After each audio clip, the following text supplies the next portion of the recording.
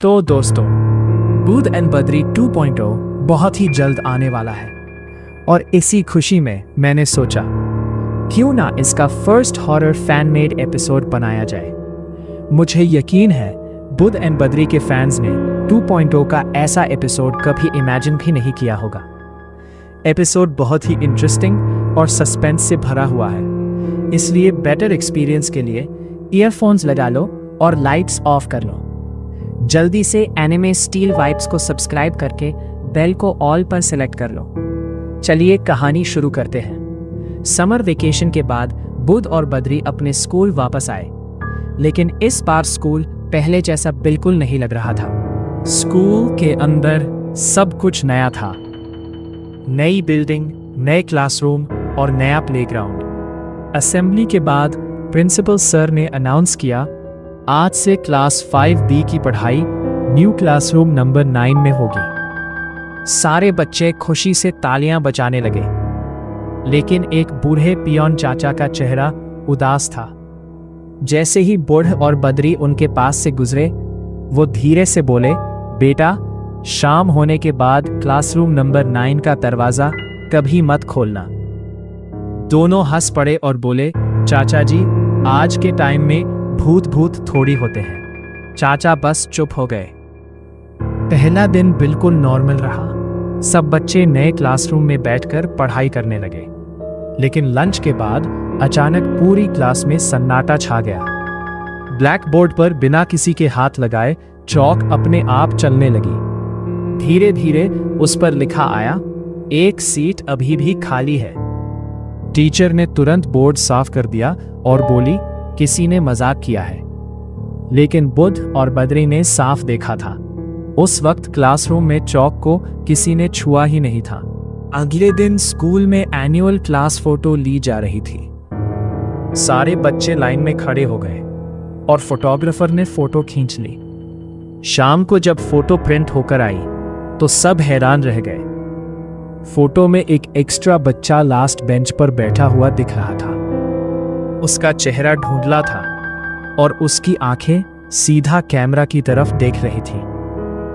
Teacher ने attendance check की, लेकिन क्लास में उतने बच्चे थे ही नहीं जितने फोटो में दिख रहे थे। तभी बुध ने धीरे से बद्री से कहा, मुझे लगता है पियोन चाचा सच बोल रहे थे। उस रात बुध को नींद ही नहीं आ रही थी।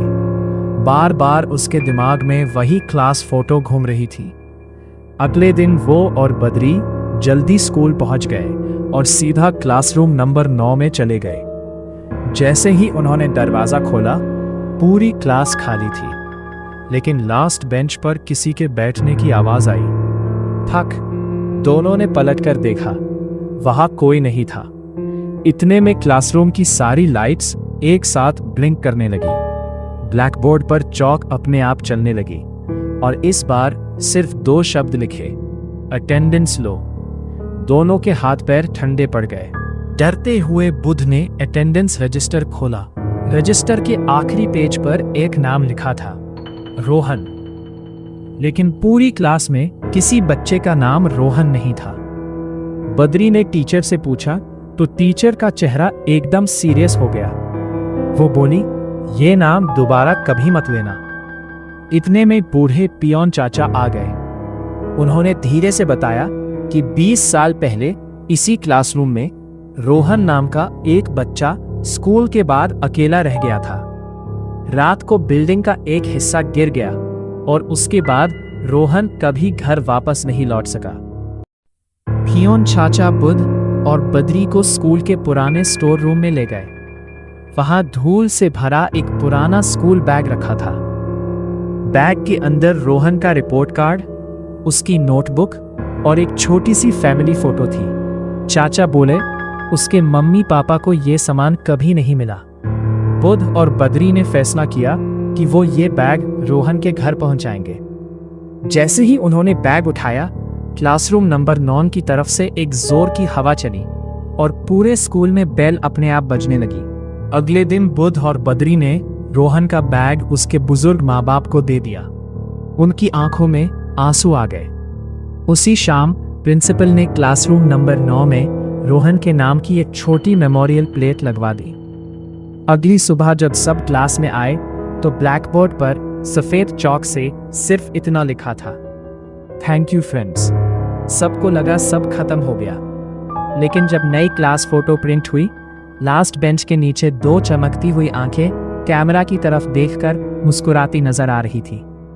अगर आपको ये फैन मेड हॉरर एपिसोड पसंद आया हो तो लाइक, शेयर और एनिमे स्टील वाइब्स को सब्सक्राइब करके बेल को ऑल पर जरूर सेलेक्ट कर लेना। मिलते हैं अगले हॉरर एपिसोड में।